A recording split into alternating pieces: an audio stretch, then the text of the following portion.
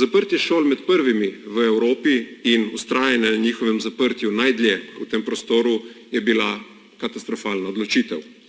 Odločitev, ki ni bila podkrepljena s strokovnimi stališči, tako vladna posvetovalna skupina za COVID, NIJZ, celo Svetovna zdravstvena organizacija so ves čas trajanja epidemije poudarjali in izpostavljali, da so šole tiste, ki jih je treba zapreti zadnje in odpreti prve.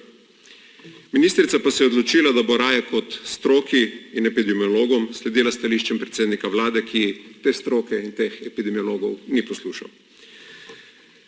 S tem se je seveda povzročila gromozanska škoda za otroke, predvsem osnovnošolske in tudi za njihove družine.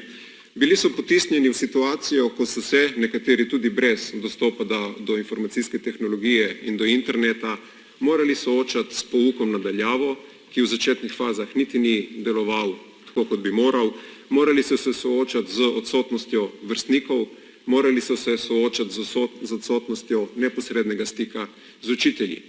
Ob tem so to morali početi včasih sami doma, medtem ko so morali njihovi starši delati. Sami, brez da bi imeli ustreznega predhodnega znanja in veščin za uporabo takšnih tehnologij, brez da bi imeli vseh ustreznih osnov, da bi se lahko šolali sami. To je seveda terjalo tudi velik napor tudi strani staršev, ki so se mogli seveda ob tem, da so morali hoditi v službo, potem ukvarjati še s šolanjem otrok in tako naprej.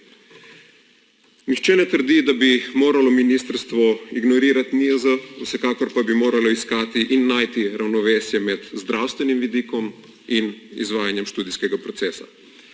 Zaradi te nesposobnosti so bile šole prehitro in predolgo, kot rečeno, najdlje zaprte.